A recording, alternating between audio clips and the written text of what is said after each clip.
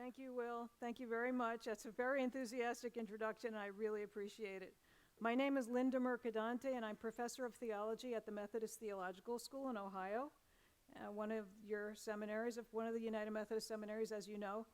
And I'm really pleased to be here. I come to Nashville a lot because of the United Methodist denomination. And I'm especially pleased to be invited to this group because I think you are very courageous. You're really in the forefront. I have never experienced a ministry that goes in this direction. I think a lot of people want to say, whatever, they're getting old. Don't worry, move on. When I get invited to speak, a lot of times it's about millennials, okay? So I was impressed when Will contacted me that you are doing this ministry, and you are gutsy to do this. And I want to praise you and appreciate you for doing that. So I just wanted to start with that. Today we're going to cover three aspects, and I know that I tend to have too much information. I'm a professor. I can't help it. But at any rate, there will be no test. Don't worry. All right. I would love to give you one, though. But, time does not permit. Okay.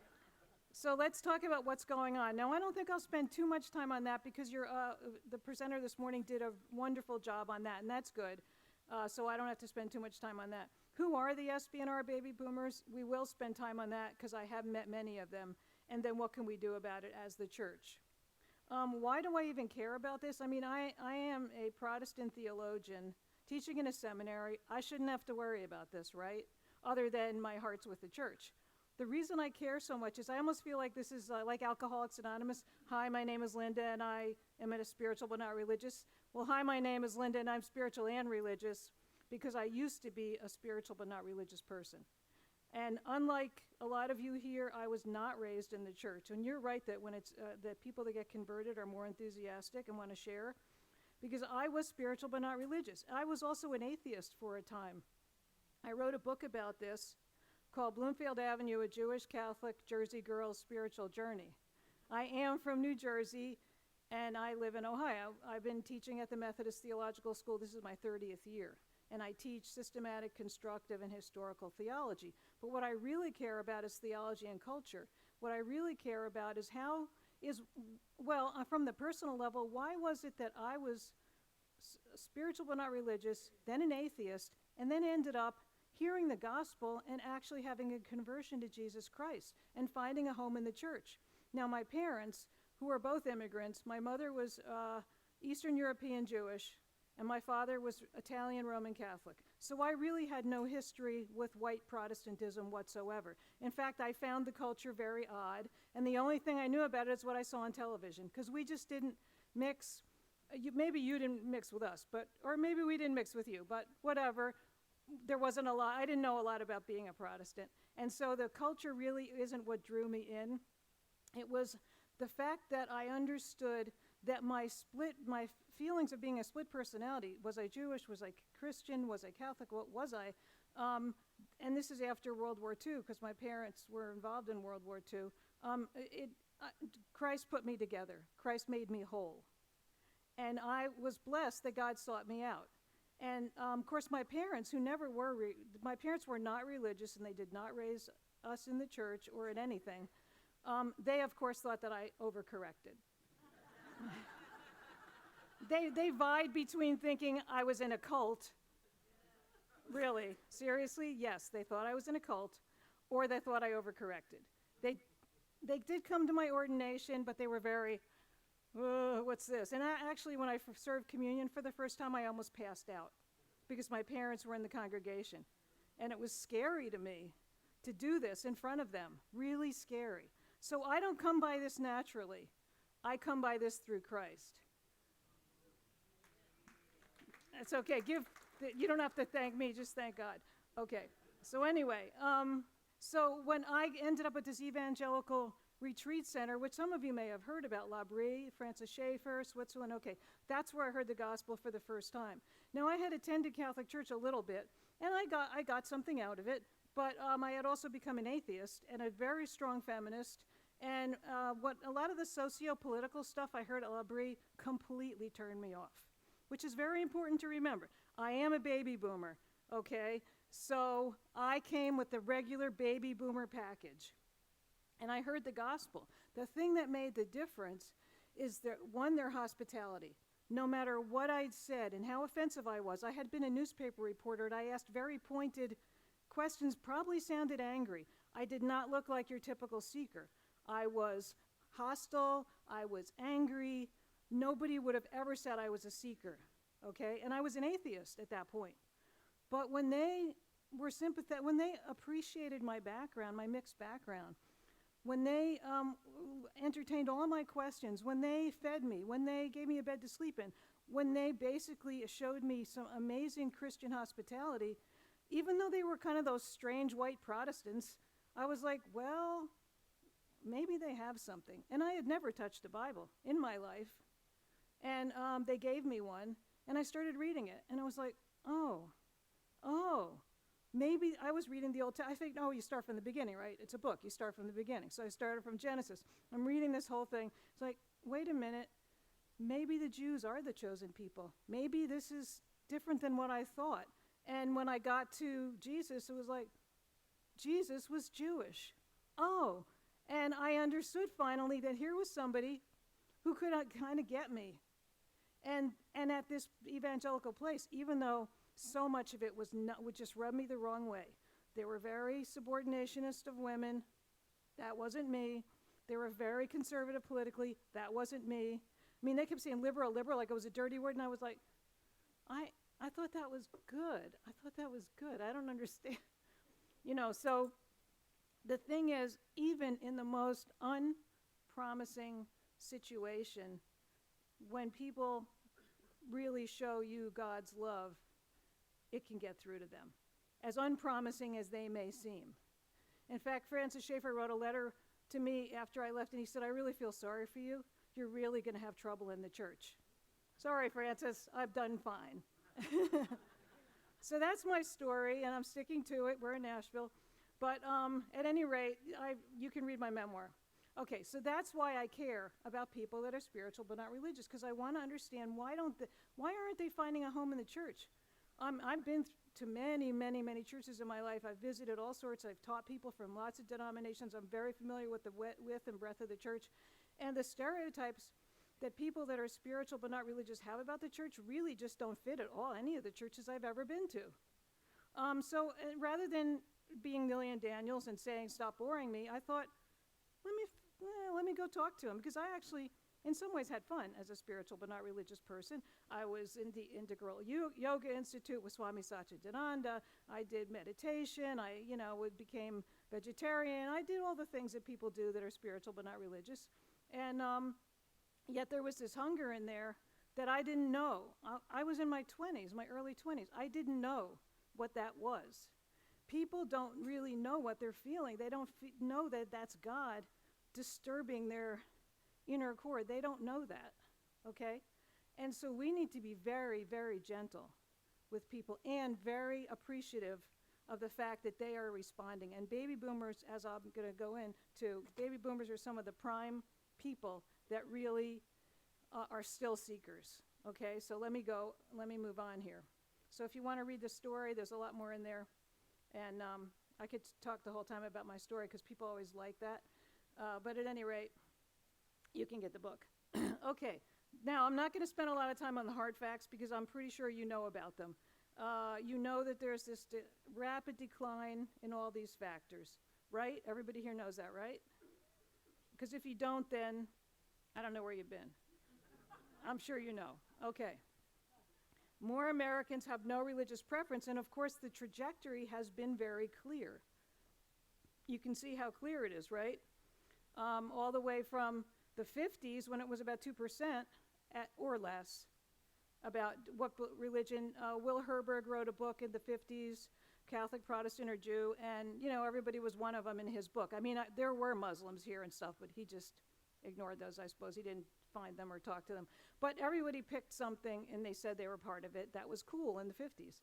And you can see how this progression, I mean, it's really 25% is really a very low estimate today for people that have no religious preference. So there's a lot less Protestants, as you know. The Catholic Church is also declining. but not quite as rapidly because of immigration, because a lot of Latinos and Latinas come with a Catholic background, although oftentimes they end up going to become Pentecostal or leaving the church. But at any rate, Protestantism is taking the hardest hit, right? Everybody knows that. Okay, we're on the same ground. And look at this chart. I just picked these two charts out of hundreds that I have at my disposal because the line is so clear, right? Look at that. I love charts. I am a theologian, but I'm actually more like a theological anthropologist or theological sociologist. It's just that I study belief. And really, sociologists and anthropologists almost never study belief. So somebody needed to do it. So I kind of stepped up to that. And I used to be a newspaper reporter, and so I'm good at interviewing, so it kind of worked, in my favor to do this kind of project. But the spiritual but not religious are everywhere. You all raised your hands. You know them. They're in your life. They are very likely your children. My son doesn't have the nerve to tell me he's spiritual but not religious because he knows what I do for a living and that I would not be pleased.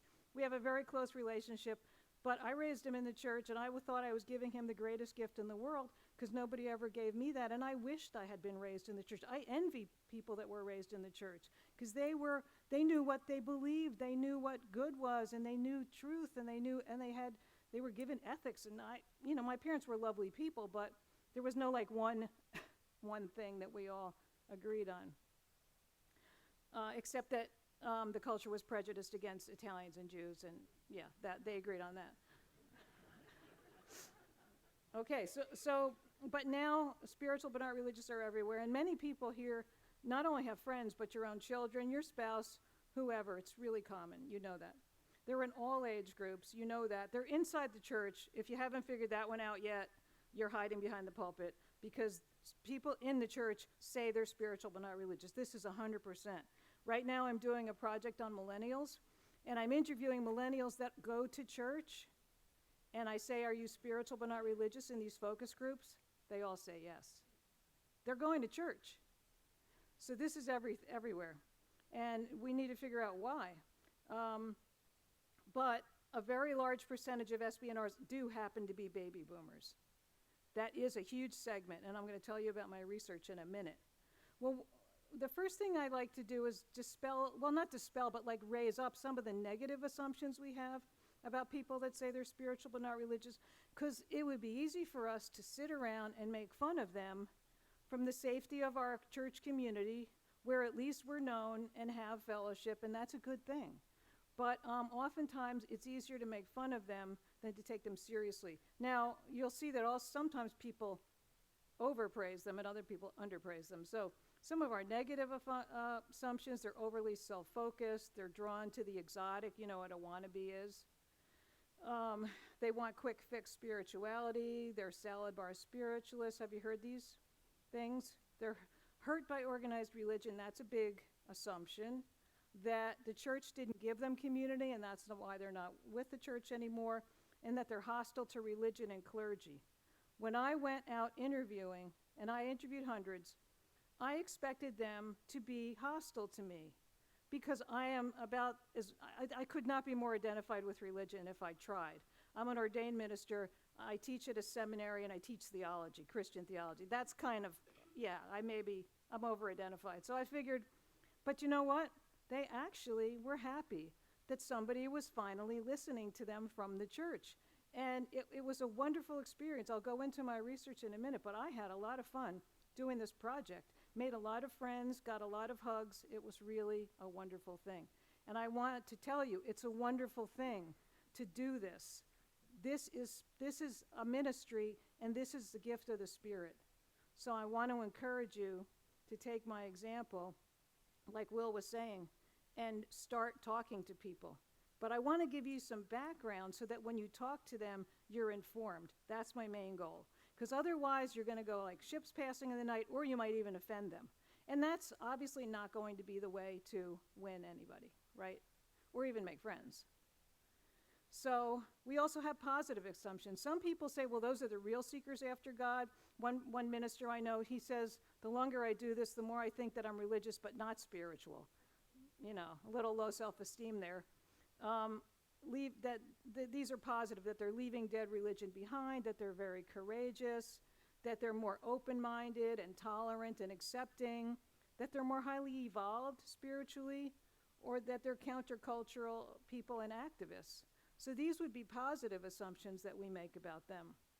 So whether you're on the positive or the negative side, my research dispels quite a few of these assumptions, which was a surprise to many people. My book's done really well. I'll talk about that in a second. It's considered by Oxford University Press a, quote, bestseller. I mean, it's not like a bestseller like a murder mystery, but, you know, for an academic book, it's a bestseller. And it's not that academic, so it's open to everyone. But what I did was, after hearing all the assumptions and people making fun of them, and I was like, you know, those assumptions wouldn't have fit me. Neither side would have fit me when I was spiritual but not religious. I was truly seeking. I didn't know it. I seemed angry and hostile to people, but God was looking for me, and I was fighting it. And eventually, people were hospitable enough and open enough to tell me the gospel in a way I could understand. And, you know, the dots got connected. But if I had heard the negative or the positive assumptions, of course I would have gone in the other direction. So here's my research project. I thought, you know, these assumptions don't really fit what I know about my own experience and all the SBNRs that I know, because I know lots of them. So what I did was I started looking for people to interview who say they're spiritual but not religious. I talked to hundreds, and I had focus groups, but I got about 100 that I recorded and had transcribed and input them into a very sophisticated sociological piece of software, which I had to get trained to use. So this whole project took 5 or 6 years. It was very labor intensive, and I was working alone. My school was way too poor, as you know, as all of our churches and all are, to provide me with any research help. So basically I was on my own, but they were, you know, like, that's nice, you can do that. You know, it was good. On your own time, as long as you're teaching full time. So, but I was passionate, so I had to do it. And of course we do have sabbaticals, thank God, so that helped quite a bit. And I got a grant. I was named a Henry Luce III Scholar, which was the big prize in my field, and they did pay some of my research expenses, and I bought some time from classes. So I was really blessed to be able to do this. And it was fun. I went all across North America and beyond, and I tried to get a representative sample. Now this is called qualitative research, and you know the difference between quantitative and qualitative. Quantitative is like the Pew Research Forum. It's surveys. It goes broad. It's very good, large numbers of interviewees.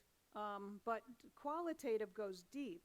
And qualitative analysis has no responsibility to be representative, because that's what quantitative does.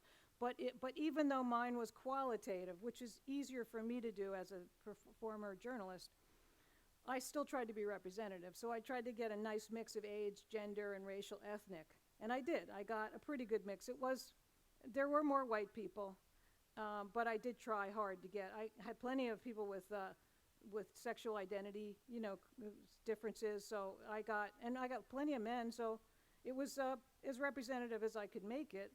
And then educational-wise and occupation-wise, I got some really good representative samples there. Everything from out-of-work people to students to secretaries, factory workers, teachers, people with PhDs. I was able to get a nice broad swath of people. Now the only screen was, do you consider yourself spiritual but not religious? I don't know if we have any sociologists here or scientists, but you have to have a screen. So you had to self-identify. So it was a pretty easy hurdle to get over. And then you had to be willing to be asked these questions about belief. And the assumption is that that SBNRs don't care about belief. They're not interested in belief. They don't do belief, and that they're eclectic. But when I heard them talking informally, I was thinking, you know, I hear belief here. I really do. So let me just focus on that, because nobody else is doing it. And income, I had everybody across the board income-wise. So what the result of all this research was this book, Belief Without Borders, Inside the Minds of the Spiritual But Not Religious. Oxford University Press. It really came out more like 2015. It's only been out about a year. But it's already in about the 6th printing, I think, which is amazing for a book like this. So And I've gotten lots and lots of speaking invitations all over the country and in Canada. So I obviously hit a nerve, and also I came up with things that others hadn't been looking at. The sociologists and the sociologists of religion all said belief is an area that nobody's examining, and there's a lot of professional reasons for that I don't have time to go into. But I thought, well, hey, that's my training. I'm good at that, and I was a journalist, and I'm sort of self-taught in sociology, and I love it. So why not? So obviously, it worked out, and I hit a nerve. In fact, I've gotten some awards for it, and one of them I am proud of is because it's from a journal called Spirituality and Practice. And the reason I'm proud of it is because this is a journal that SBNRs read and spiritual directors. It kind of cuts across the spectrum. So the fact that they voted it among the best spiritual books of the year really made me happy. So what did I find in general? Because you have to get the book because there's a lot more than I can tell you in this period of time. But my research disproves some common assumptions and it confirms others. First of all, unlike everything I hear when I talk to my minister colleagues, I heard very few stories of what psychologists call religious distress. That's the church hurt me kind of stuff. I was ready for it. And if I were them, if I were approached by somebody over-identified with religion and say, tell me about your experience, with religion, if I had any really bad things that happened to me, I'd really want to dump it on her. That would be perfect. Can make her feel guilty, could get it off my chest. It'd be great, perfect, okay, good, here's my opportunity. I've heard very few stories, very few people went in that direction. So that was a big surprise. So when oftentimes my students or my colleagues say, what do you expect? Look at how we've hurt them. Sorry, but I didn't find that. I'm not saying there's no bad things going on. Everyone in this room has been hurt by the church. Duh, sin, that's why I teach theology. All right? No, there's not one person in this room that hasn't had a bad experience in the church. Yes, I'm positive. So have I. Okay. So the people that I talked to were, like everybody else, but I didn't hear a lot of abuse things. Of course, what do you mean by distress? Okay, but we don't have time to go into all these technicalities. But at any rate, I was waiting for it. I was open to it. I didn't hear a lot of it. Okay, so when we do the mea culpa thing, like, what mea culpa is, if you were a Catholic, it's my fault. So when you're doing your Protestant guilt, self-blaming thing, don't do it here. Don't make that assumption because really very few, if you look for it, they'll find, they'll dredge it up for you. If you're like a hospital chaplain and, you want to know what something bad happened, they'll find us an example for you. Yes, of course, they'll accommodate you. But I wouldn't start with that, okay? Don't make that assumption. It's too like the low self-esteem that so many Protestant ministers have now. It's not going to help. Okay. They had few complaints about church as community. In fact, they felt they missed the community that they used to have in the church, many of them. This is not 100%. But the ones that had less community were often the ones their parents didn't take them. They maybe went on their own, or they were in a divorce situation and they only showed up every few weeks, or they just really didn't invest. But many of them really did invest and did value the community that they found in the church, those who went to church. What do you think they missed the most about their experience in the church? Take a guess. You got it. They missed the third sacrament of United Methodism. Right. They missed the potluck. They said, the people they were so nice and the food was so good. And no, really, they missed that. They liked it. They did. And other things too, like the sense of sacredness that they felt and the music. They often missed the music. So it wasn't like, they were such nasty people. We have the stereotype that they're going to say we're hypocrites. Okay, we're hypocrites. I get that, totally. Everyone's a hypocrite. That's why I teach theology. It's called sin. Okay, moving on. When I learned about sin, it was like, that explains everything. Okay, you got me. This is good. That makes everything clear. Because my mother told me it was all my fault. Okay. Jewish guilt. All right. It helps. Your child becomes very obedient, but they feel terrible. Okay. So at any rate, when I learned about the doctrine of sin, I was like, this explains everything. Thank God. This is good stuff. So I actually like that doctrine. And you know, sin is not the core of Christian theology. Grace is, right? But sin is just like, you know, you got to diagnose the illness before you treat it, so you at least need to know what the problem is. Well, anyway, they did not have a lot of complaints about that. And you would think, they're hypocrites. Well, they threw a few of those things out, of course, because it's normal. You do it. Everyone does it. But when they really got, you know, kind of down and deep, they often said good things about the church. And they missed it, many of them. Or they longed for something like that. And they were envious sometimes of people that had it. And they go, I don't know how they can do that. I just don't know how they do that, but I kind of wish I could. Okay? So they must have seen some good things. I didn't find them narcissistic commitment phobes. Now, they weren't any more narcissistic than any of us are. We're all raised in this culture to be narcissistic. So we're all narcissistic to a degree because that's what our culture trains us to be. But they weren't any more than anyone else. They weren't against belief. People say they're salad bar spiritualists.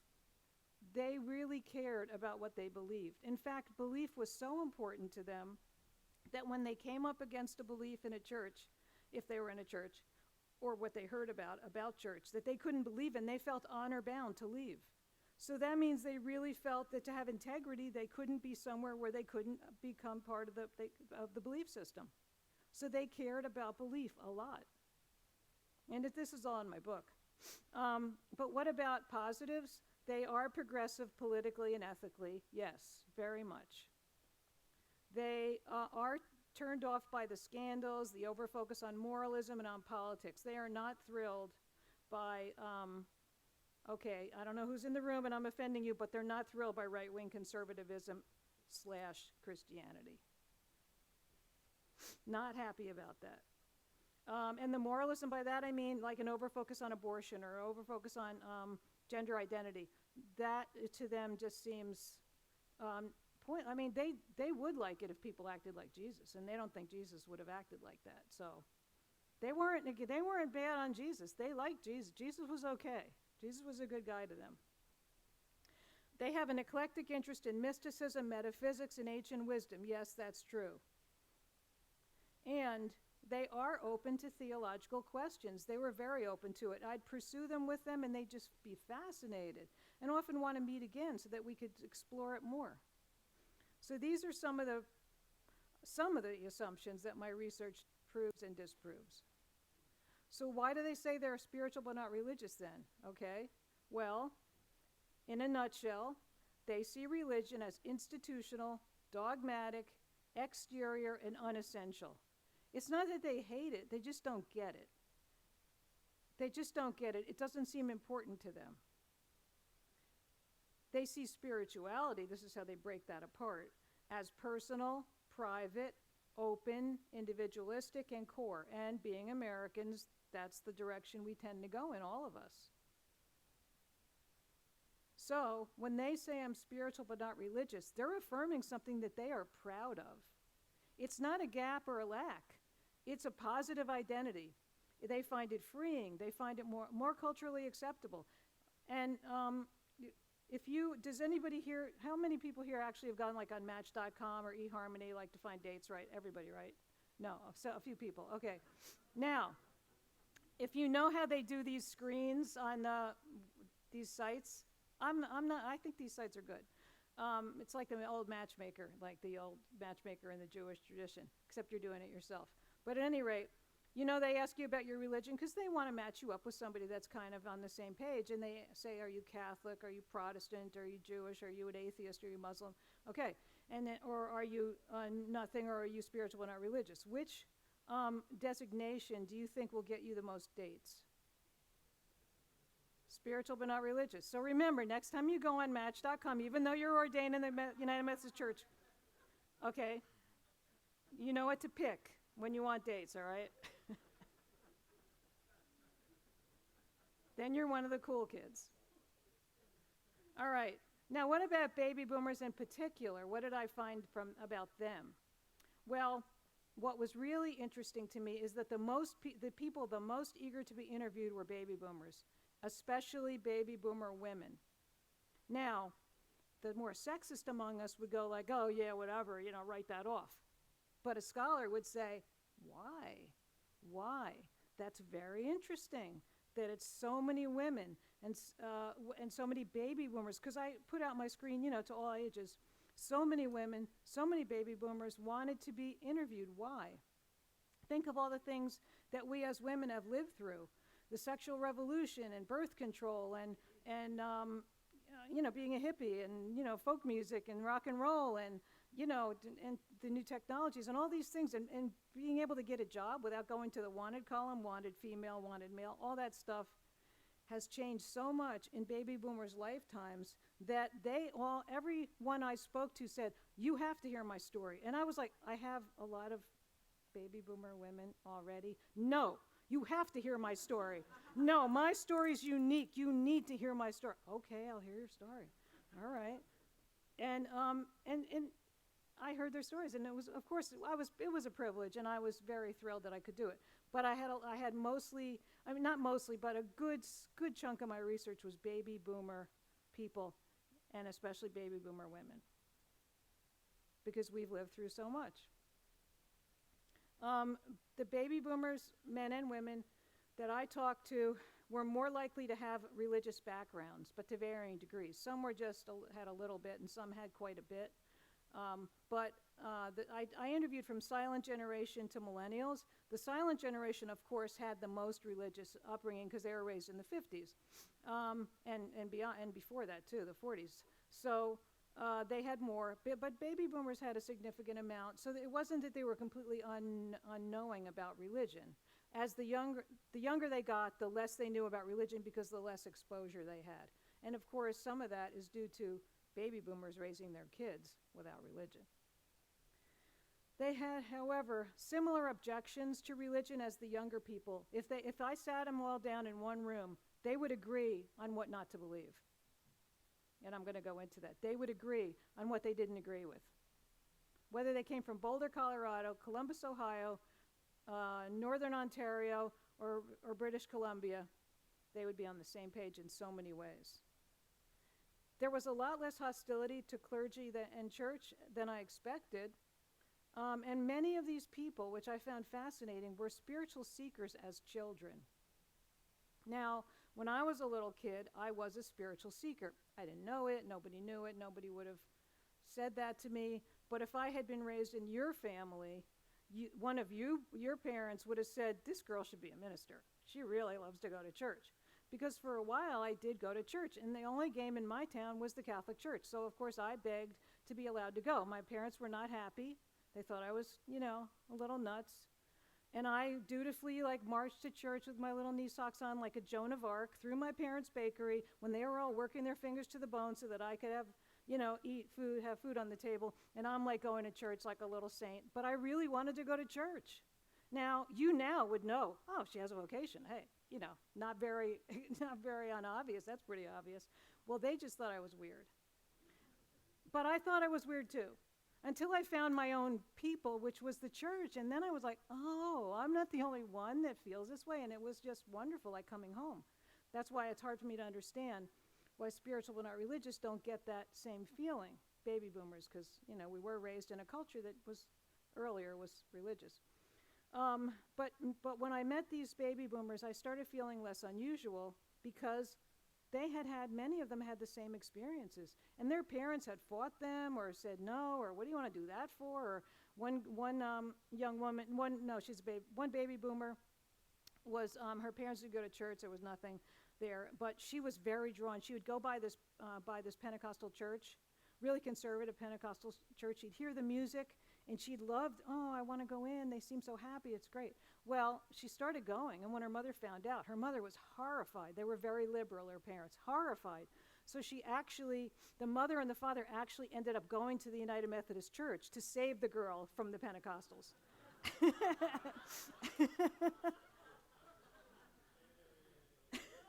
So this girl, when she was little, she was a seeker. This woman, when she was a little girl, was a seeker. And I heard a lot of those stories, a lot of them. Children are naturally spiritual and are very open to God. Are we looking for them Because you know what? When I would go to the Catholic Church, nobody was looking for me. It was so lonely. I'd get myself dressed in my little pathetic outfit, and I'd, walk over to the cathedral while everyone's giving me a dirty look because they're working in the bakery, because I had to go through the bakery because we lived above it. It's a long story. It's in the book. Anyway, I got there, and then I see all the grandmother and the mother and the father, and they're all together, and they got their little rosary beads and their little mantillas, and it's like, oh, and I'm sitting there by myself. And it was so lonely. It was really lonely. But I wanted to be there, and I heard the gospel sometimes, and I heard other things other times. But I got a lot out of Mass. I mean, holy, holy, holy. I got a lot out of the Mass. You just don't know. You just don't know what's moving someone. You can't assume that you can tell by looking at them, or even by talking to them initially. Okay? So, like I said, few stories of religious distress, and belief, however, was a major factor in their leaving. In fact, most of the people that left religion behind wasn't because of hypocrisy, wasn't because of not good potlucks. Those were good. It was because they couldn't believe the same things, or they just never got it. Like one of my baby boomer men said, my mother, took me to church, and it was okay, and I did, I sat there, and this guy was in a more conservative church, and he said, we had altar calls all the time, and he said, my friends would go up, and, one day we were going home in the car, and my mother said, why don't you go up? How come you don't go up at the altar call? And he said, so next week I went up, because I felt nothing, but it made her happy. So he just didn't, he says, I never got it. So that's part of the reason some left. And of course, as you know, many baby boomers have raised their children to be spiritual but not religious, because they say, I don't want to impose religion on them like it was imposed on me. But of course, even for those of us who have raised our kids in the church, they could still become spiritual but not religious anyway. So I don't have to spend a lot of time on why this is happening, because you already got a great presentation on that. One thing I want to dispel was the 50s. The 50s is always the gold standard, the 50s when they built all these big buildings and they were full and it was great and everything. Well, it's really not clear whether that was all about piety in the 50s or whether it was a lot about anti-communism and proving you're a good American, because there's a lot of historical reasons, and it was an after-war thing, and oh, thank God we lived through the war, now let's do something normal, And then also, what about the 20s, 30s, and 40s? How religious were those eras? What about colonial America? If you study history, you see, well, the 50s, in a way, was an aberration. So if you only will be satisfied till your church looks like the 1950s, I don't think so. I'm sorry. I'm really sorry. We need to be real. America is a religious nation in a lot of ways, but we've never been highly, churched, okay? We think we have been, and maybe there were more bodies at some times, but as far as really the piety, the feeling, the spirituality, maybe not. Okay, so you already got this. The baby boomer spiritual foundations were shaken, and I heard it story after story. And this caused a change in belief patterns. Instead of feeling, where do I belong? Because I wondered, where do I belong? Am I Catholic? Am I Jewish? Where do I go? Do I fit anywhere? Because I didn't think I did. So, of course, I had to become a Protestant, because you guys have very, very low standards, as I know. You believe in Jesus? Hey, no problem. Come on in. Good problem. Good. I hope you get, I'm from New Jersey, okay? These are jokes, right? Don't put this on Facebook and, don't do that, all right? If you don't get New Jersey, I'm sorry, I can't help you. All right. So anyway, instead of where do I belong, people don't have that angst because they don't even know who they are, okay? So they aren't necessarily looking for a church home where they fit. It's before that. It's way before that. Instead, each person has to create their own meaning in life now because everything's been ripped apart. I mean, we still have a functioning society, but a lot of the values have been ripped away from us or shaken, right? And so there is a search now. Instead of a search for belief, there's really, we want to feel it. There's a search for experience. Baby boomers want to feel it. So some people will say, well, my kids, they don't go to church, but they still have, they still believe in God and all that, and they're still moral people.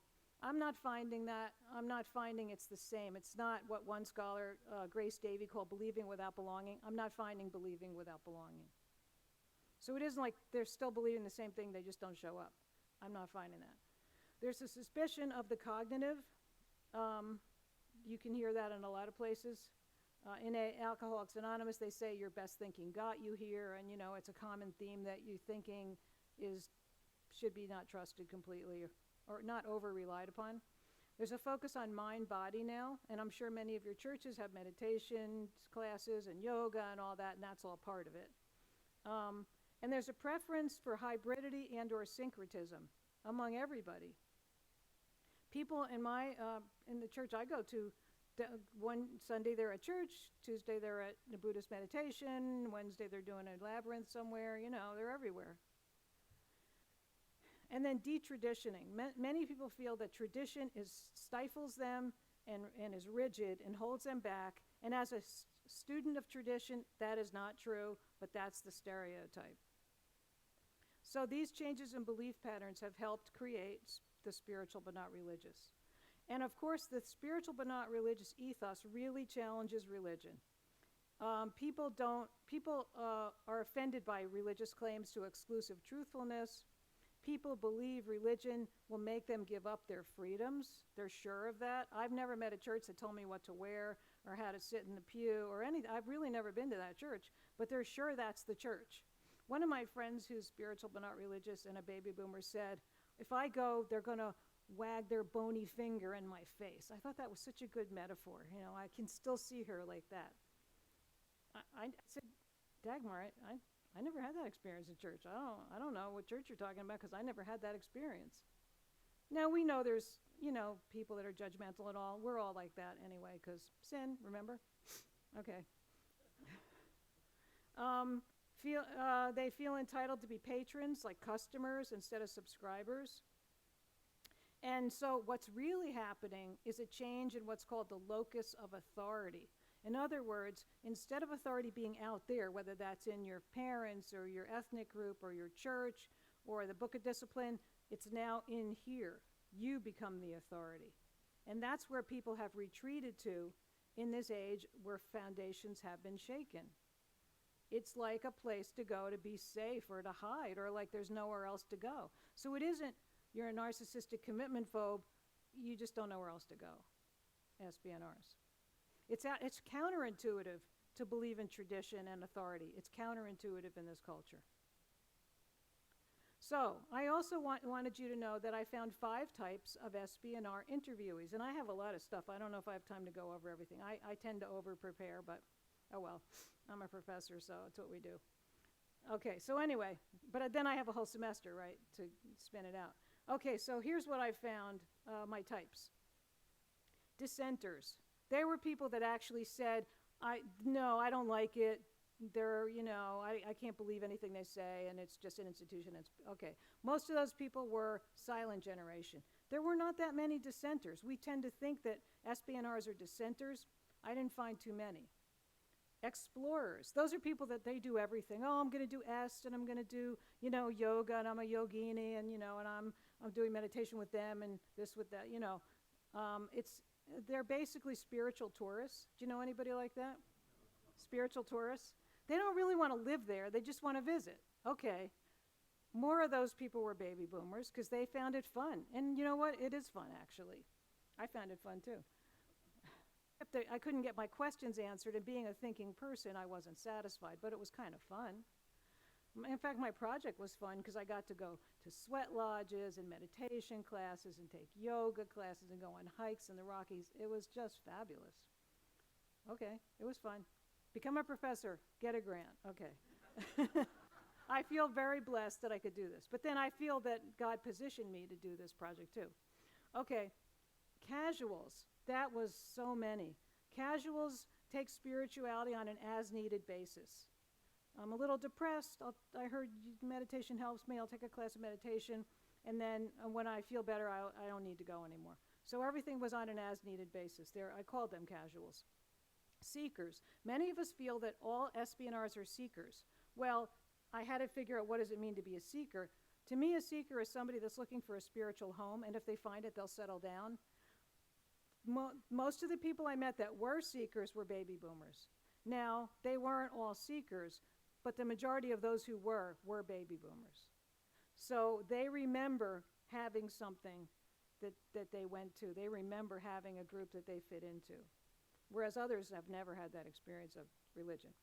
And then finally, immigrants. Those are people who find a new religious home and settle down in it. And some people say, oh, they're all becoming Hindus or they're all becoming Muslims. Well, that's not really true. I would call those people immigrants. There were very few that settled down in a new religion, very few. And those that did had a lot of trouble adjusting. For instance, one of my baby boomers went to Naropa University in Boulder, Colorado, and tried to be a good Buddhist. And she said she was saying it to me in an honest moment, but probably never said it there. She goes, I'm just never going to be a good Buddhist. She used to be a United Methodist. And I said, well, why not? She goes, I just can't get rid of the idea of a personal God. And I know it's wrong, and they told me it's bad, and it's a crutch, but I just can't get rid of it. So so she felt guilty. Isn't that interesting? It's so interesting, isn't it? Yeah. My scholar brain is like, well, this is great. Let's study it. I love it. And my minister heart is like, oh, my God, what's happening to our church? Okay, so I kind of can go back and forth. All right. So, but for SBNRs, belief is a crucial factor. The real key, though, and you need to remember this, is what they don't believe. This is the most important thing. When you have conversations, and I'm, telling you, I'm asking you, I'm really hoping that you'll have conversations with the people you know that are spiritual but not religious. Not trying to convert them, not trying to judge them, God forbid, but just listening to them and enjoying their spiritual journey story. And they often have a very rich spiritual journey story. And you need to learn about them before you go further. So the first thing you need to remember, the most important thing is what they don't believe. There's widespread opposition to certain concepts that are associated with Christianity and other religions. Exclusivism, in other words, my way or the highway theology. And you're going to say, oh no, what do we do about Jesus and he's the only gateway to God? I know, that's why we do theology. Yes, come to me, we'll work on that. That's what we work on. That's what theology's for. Jesus is the core of my life, so that's not a problem. But do we have to explain it the way we have been explaining it? Absolute truth. They don't think there is any. Or if there is, you can't get there from here. A personal, self-conscious, intentional, involved God, that is rejected. Many people think that that's a crutch. One person said, there's no Santa Claus in the sky telling me what to do or helping me. I found it sad, but they found it liberating. Okay. Because of because of the type of God they had learned about, or thought that religion practiced, which was an authoritarian, old white guy in the sky, smiting you or helping you. You never knew which was going to happen. You guys know about all this. All right. Sin did not like sin. I was like, no, you don't understand. This is a really great idea. No. They did not like sin. And I said, well, how about dysfunction? You like that? Yeah, dysfunction. Yeah, okay. All right. And then they really hated the idea of heaven and hell. All right. But that's what they didn't like. But they agreed on a lot of things that they did believe in. And they had a range of beliefs. And these are the 4 topics that I asked them about: transcendence and immanence, human nature, community, and life after death. If I had more time, I would break down each one of those at great length for you, but you can read that in the book. But I'll give you a quick little thumbnail version of each one. As far as transcendence and immanence, you remember from seminary, transcendence and immanence, right? Transcendence is something bigger, higher than yourself, and it's not the earth. It's not human nature. It's God. Okay. And then immanence is the presence of God with us. That's what we say in theology. Okay. For my SBNRs, they believed that there was something out there. Sometimes they called it the universe. Have you ever heard that? Okay. And it was, there, but it was not intentional. It wasn't self-conscious. It didn't really engage with you. It was just an energy, okay? Like this picture of you could plug your phone in and get charged up again. You can plug your own personal battery in. Human nature, What do you think the first thing everybody said? And I'm talking 100% of people when I said, what does it mean to be human? What did 100% of them say, do you think? First thing. No idea? Oh, good. Who said that? Raise your hand. Yay, you get an A. Oh, you read my book. Well, you still get an A. Everybody's born good. What doctrine were they protesting? Original sin. Do you think they have a good interpretation of original sin, or is it a stereotype of original sin? It's a stereotype. I'm a theologian. I'm going to tell you right now, I know the history of Christian tradition. It is a stereotype of original sin. There are many ways to explain original sin. And it's not just, God created you bad and is now punishing you for it. No, that's not really the heart of the gospel. Okay, but that's what they thought it was. Well, I wouldn't join that group either. I'm not joining that group. What a mean God, right? Community versus freedom. They have affiliations, but they weren't like a permanent commitment kind of thing, because they felt that a permanent commitment would take away their freedom. But they would have revolving door kind of things and groups of affiliation. And then life after death, given that they really don't like the idea of heaven and hell, because to them it's like boring heaven and really nasty hell, and how could God do that? Is God boring? Is God mean? It didn't make sense. So many of them believe in reincarnation. I actually have a student in my class right now who's a Presbyterian, and I think she's going to go for ordination. And she told me in class that she loved the idea of reincarnation, and it was really cool, and she was sure that that was true. And it's intro, so I didn't have the heart to tell her that she would never make it through the ordination process with that view. Because we'll see, where she goes. Because Christians don't actually believe in reincarnation. But can we work with it? Yes. That's my next project. We can work with these concepts. Because there's a dark side and there's a light side. Is God an impersonal energy? There's a hidden side to God that we can't access, yes. Is it endless perfection? Maybe we don't know if afterlife has progress in it and we're sitting on a cloud being bored going, you're great, you're great, you're great. Why does he keep having to hear this? Or why does she need this? You're great, you're great. She has low self-esteem. You're great, you're great. Is that heaven? Probably not, okay? Okay, so anyway, we can work with these things, but you're going to have to do your homework. You're going to have to really think about this, okay? It's not, just don't preach your basic 4 spiritual laws kind of thing anymore. You won't connect with them. I'm not saying none of those things were true. I'm just saying it doesn't communicate in this particular milieu right now. Okay, so we have instead, and they agreed on this, an emerging meta-narrative of options. They felt we are all one. Does anyone know what that's called in theology or in metaphysics or philosophy?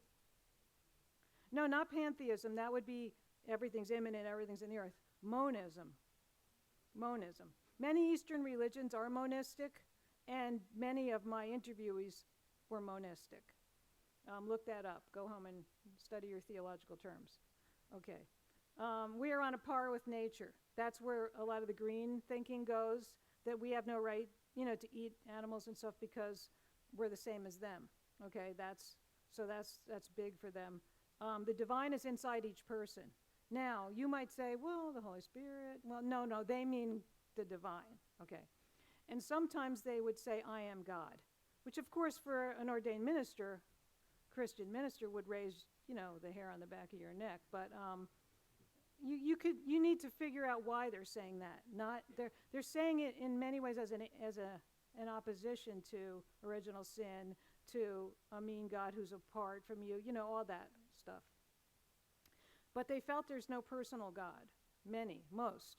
The only time that it was a little bit like a personal God is when they would use the idea of the universe as kind of something you could connect with. And then a universal energy source was about as close as they got to transcendence. But it's not conscious, it's impersonal, it doesn't communicate, and it's indifferent to us. That of course, from a Christian perspective, made me sad. But it can feel like that sometimes, and so you need to work with it. And all this is going to take work, okay? I just want to say right now, this is not going to be easy, okay? Do you think it was easy when Galileo said the earth wasn't the center anymore? No, he had a really hard time. Do you think it was easy when some Christians said slaves or black people were meant to be slaves and other people said no, they're not? No, we had a really hard time. Do you think it was easy when they said women were called to ministry and the rest of the entire church history said, are you serious? Obviously not. No, we had a really hard time. This is a new challenge. This is our challenge, and it's going to be hard, all right? So more options. Your most important task is to find your true self. Tradition stifles the individual. Our individuality is fleeting. Personal growth takes precedence over community. And after death, we get endless second chances. That's very American. Or we blend in with universal energy. Okay? So these are where my people have gone. Now, I don't want to just leave you in the dust here and depressed. What can the church do? Does the church have a role? And I'm only going to address baby boomers at this point. Yes, we need to reach out because the SBNR ethos that I just described, and I could go on about why it's not adequate, but it can't give baby boomers what they need, especially as they mature. It's just not up to the job, okay? It's lonely out there. That ethos is not a warm, fuzzy ethos. Here's what one baby boomer said. This guy is not religious. He said, I don't believe in God, but I miss him.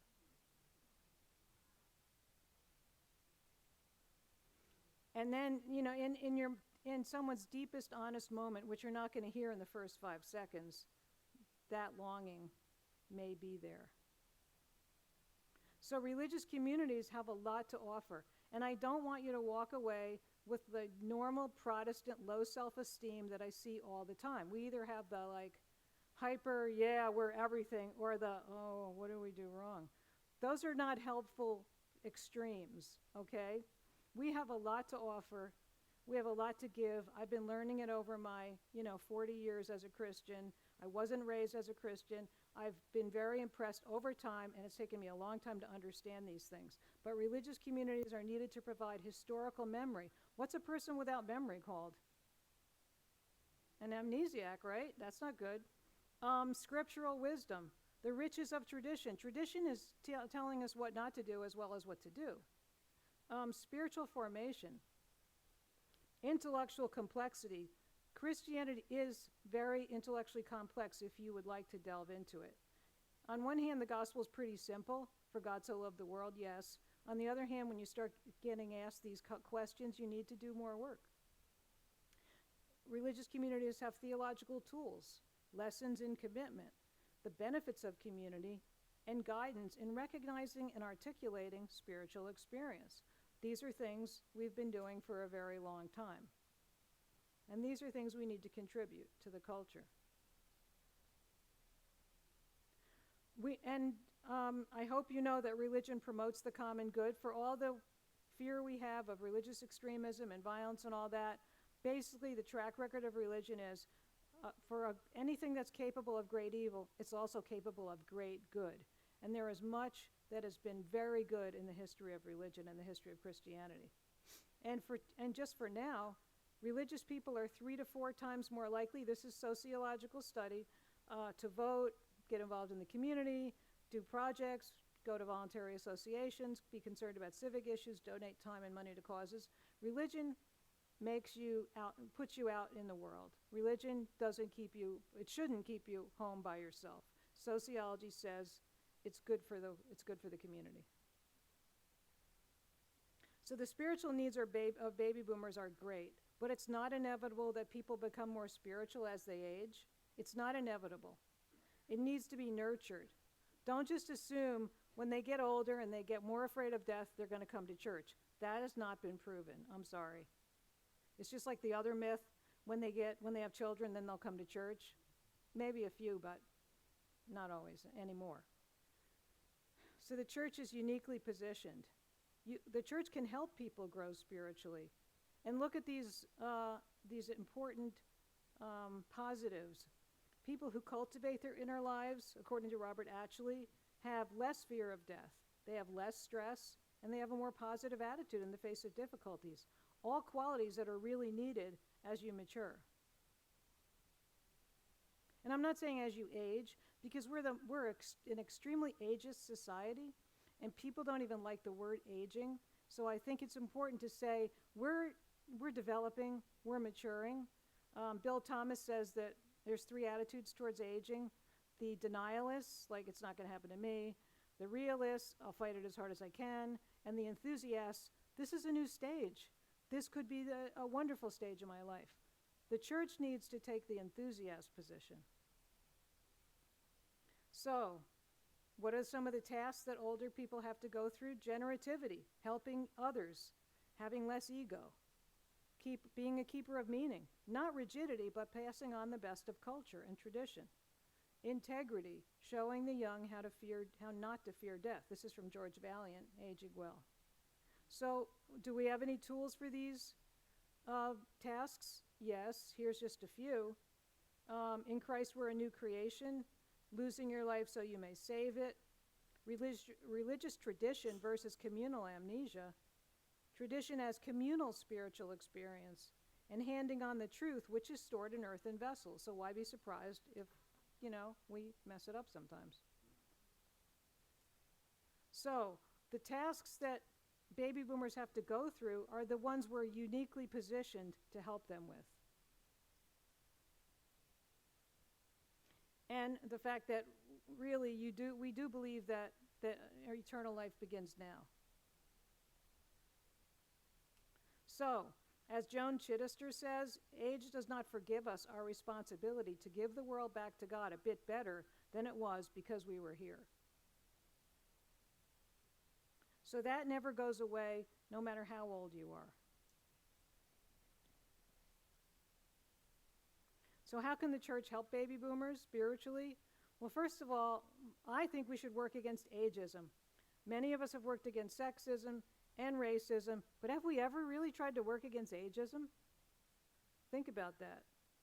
And I think we need to see baby boomers as a vital spiritual resource, not just somebody with needs, but as somebody with gifts. Ask them about their spiritual journeys. Ask what they gained from organized religion, if they had any. Affirm their spiritual seeking and questioning. And call upon their idealism, their activism, and their seeker mentality. These are not things, they're not going to show up at the door of the church and then you're going to do these things. You're going to have to go out and find them. And since you already know many, start with the people you know. And be open and be welcoming. Don't be like, I really want to offer you what I have. Because that's too soon for that. You don't start there. Help them become a societal and spiritual asset after retirement. Take their attitudes and beliefs seriously. Here's some of them. Baby boomer SBNRs value spontaneity, authenticity, and creativity in spiritual experience and worship. You don't have to do it the same way every week. I'm not, I don't have my own church, but I'm just saying. Baby boomer SBNRs value a focus on each individual, but they do appreciate the importance of an inclusive community because we were raised very communally. Baby boomers, there are so many of us that we did a lot of stuff together. Went to camp, we had, went to kindergarten together. We knew what it felt like to be in a group, and I think most of the time we liked it. So call that back. That's why the loneliness seems to be a problem, because we remember when we were more, in groups and playing and having fun together. Baby boomer SBNRs are still seekers in many ways, so exploration, study, and reflection are possibilities. Baby boomer SBNRs are anti-authoritarian, as you know, so they appreciate a bottom-up, not a top-down approach to leadership. And they fear dogmatism and belief, and so the richness, depth, and complexity of the Christian tradition should be taught. And there's plenty of us doing that kind of work, and you can find books to read on these topics. If anybody wants to have suggestions, send me an email and I'll see if I can help you. So take their attitudes and beliefs seriously in more ways. They don't appreciate rigid moralistic positions. They just don't. Okay, if you start there, you've lost them. All right? They're open to exploring different ethical interpretations. It doesn't mean you have to go one way or the other. You just can't be rigid. They value fairness. So a rigidly exclusivistic approach to salvation will just seem wrong to them, okay? And there's lots of work being done on Christian approaches to world religions. It's out there. Are you reading it? They do think about the afterlife. But they may hear pie in the sky by and by or sinners in the hands of an angry God when you talk about heaven and hell. So study Christian eschatology and bring more nuance into your conversation. Some ideas to help promote their spiritual growth. Here I'm just winging it because I'm not a spiritual growth expert, okay? So I'm just winging it here, but these are just some ideas I had. I think we could try organizing them as mentors for younger people, because younger people are just as lonely as older people. I mean, they may go to Facebook to get advice like my stepdaughters do, but they're getting advice from their peers, and how about somebody that's already been through some of these things, right? So older people can be mentors for younger people, and you could set it up as an actual, official thing. Feature baby boomers as community repositories of wisdom. In the church I go to, they often have people, when they join the church, they get up and talk about why they're doing it and their little mini testimony. How about featuring older people, what I've learned through life? How would that be? The wisdom, they could share their wisdom. That would be interesting. Instead of saying, oh, poor Joe, he's so doddery now, like he can't even get up on can't climb the steps of the pulpit. Yeah, but Joe might have a lot of really great wisdom in him, so who cares if he can't get up the steps? Help him up the steps and let him tell you what he's learned, right? Provide spiritual memoir writing workshops. That's something I do, actually, to explore and nurture their personal life quest. Because people are still questing, even now, at this age. But they need help in identifying it and then evaluating how they've been doing. And then offer a variety of Christian spiritual practices, workshops, retreats, etc. I'm almost done here. I probably took too long. I totally lost track here, but all right. Honor and celebrate their life passages. I think we should try this, all right? You might think this is weird, but I think it would be good. All right. Create rituals for instance, retirement. Welcome to the community of sages and wisdom keepers. How about a ritual for grandparenthood? Becoming a resource for the very young, or honorary grandparenthood, for kids in the church that don't have grandparents. Taking on a new role. How about once you retire, you might inaugurate them into a new mission in life, choosing a new way to work for the common good, and celebrate that. It's like, people go off on mission trips, we bless them and send them off and celebrate. How about somebody that's now going to work in a soup kitchen or do something that they couldn't have done before because they were so busy with work? Celebration of being, not just doing. Celebrate that they have now, for the first time probably, they have a chance to explore and grow in new ways. They have a time to seek more intimacy with God. And they have time and opportunity to just enjoy life in the warmth of God's grace. It's not you're supposed to sit in a rocking chair and be useless to everybody. You're supposed to be doing the things you weren't able to do because you were too busy with kids and work and growing up and being a teenager and all that. Most important, look for signs of God in this new spiritual movement. I'm convinced that God is in this very much. So this might be a new spiritual revival. Today, more people are searching spiritually than before, and they're very dedicated and determined and willing. That's what I found. They're searching for meaningful spiritual practice. We have a whole tradition of those. Not just not just Wesleyan spirituality, but, Ignatian and, Benedictine, and that's fine. We're all Christians. Many are searching for a vital spiritual community, and many are open to theological reflection and wisdom. So take heart and please be creative. Here's one church put this sign up. It's a church, not religious, neither are we. Okay, that was creative, right? And they paid for the billboard, so good for them. So our assets are great. Divine creativity and human partnership. Our specialty is hope. And hope is very in scarce supply in this world. But for Christians, hope is ever true. Our gift is healing. And our fuel is God's Spirit. So remember, true vitality attracts. And the SBNR movement is a new creative challenge for organized religion. This is the challenge God's given us. Our job is to take it on and run with it. If you want to contact me, you can go on my website, you can write on my blog, You can send me an email. I'm very good about answering emails. And I just want to encourage you to start talking to people that are spiritual but not religious. Listening to people that are spiritual but not religious. Being open, being curious, being warm, being welcoming, looking for signs of God. Thank you very much.